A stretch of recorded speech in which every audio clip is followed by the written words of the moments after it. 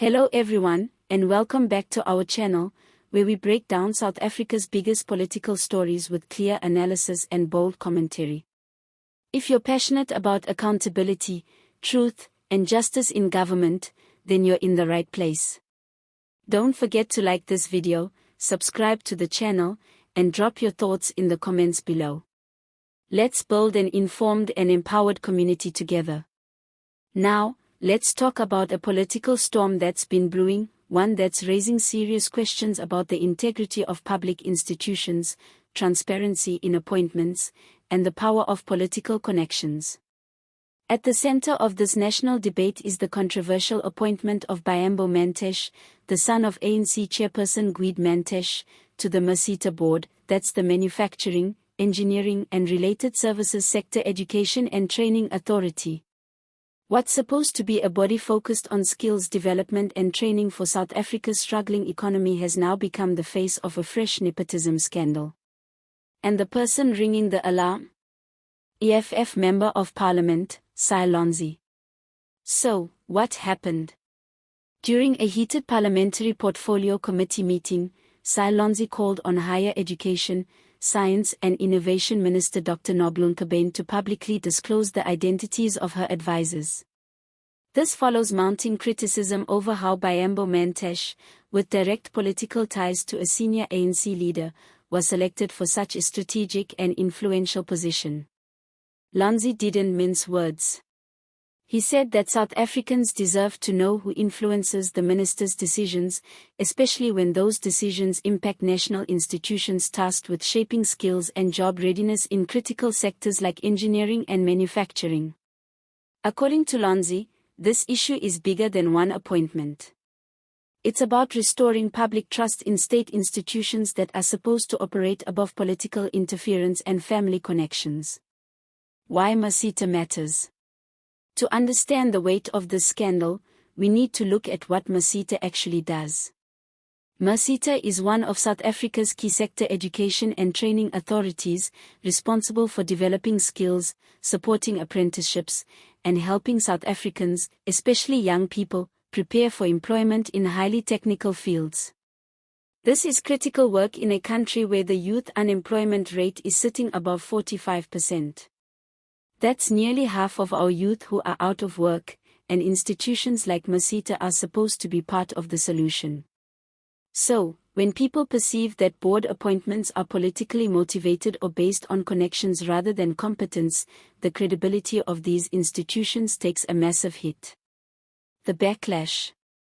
Following the public uproar, the Department of Higher Education was forced to reopen the nomination process for all SETA board positions. That's a rare and telling move, showing just how deep the dissatisfaction runs. Minister Nkabane defended Buyambo Mantashe's appointment, insisting that he met the technical criteria for board membership. But critics weren't buying it. And here's the real issue: meeting the minimum requirements doesn't mean the process was fair or transparent. In a political landscape where citizens are constantly reminded of corruption and cronyism, even the appearance of unfairness can destroy public confidence. Who are the minister's advisors? That brings us to the EFF's core demand: who is advising Minister Nkabane on these decisions? Are they independent experts? Or are they individuals with political allegiances or familial ties? Lonzi argued that without knowing who these advisors are, it's impossible to hold anyone accountable. If we want to clean up public administration, then transparency must start with knowing who's sitting at the decision-making table behind closed doors. This call for disclosure aligns with broader democratic principles.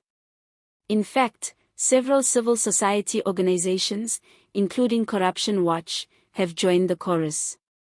They're demanding that the department publishes a full report on the selection process, establishes an independent oversight mechanism, and ensures that future appointments are completely above board. The broader context: nepotism in SA politics. Let's zoom out for a second. This is not an isolated incident. South Africa has a long and painful history of politically connected individuals being parachuted into powerful roles, often without the necessary merit, and sometimes at the expense of service delivery and public trust. From state-owned enterprises to university councils, the trend of cadre deployment and family favoritism has been widely criticized. And yet, here we are again, with another high-profile appointment being questioned, and government once again on the back foot trying to justify it.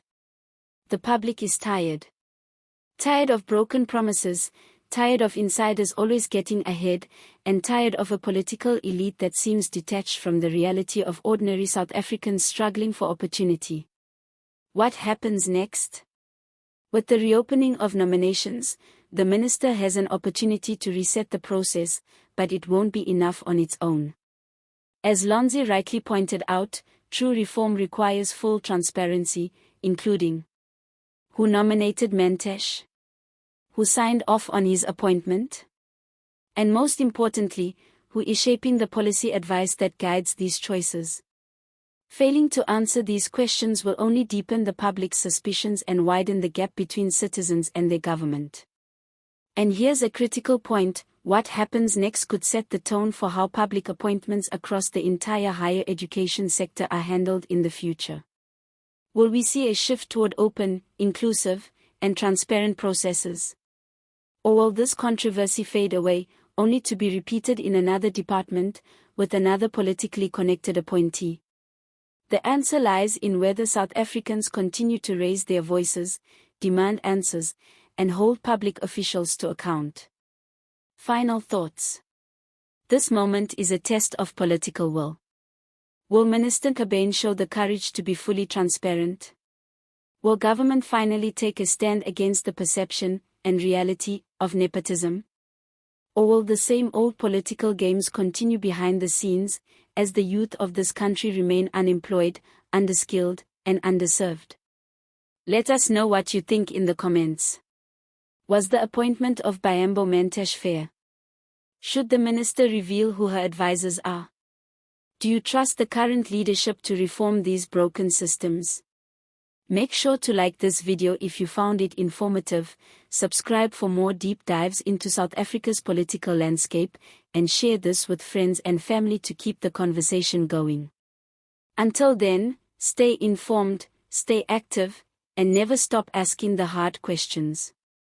See you next time.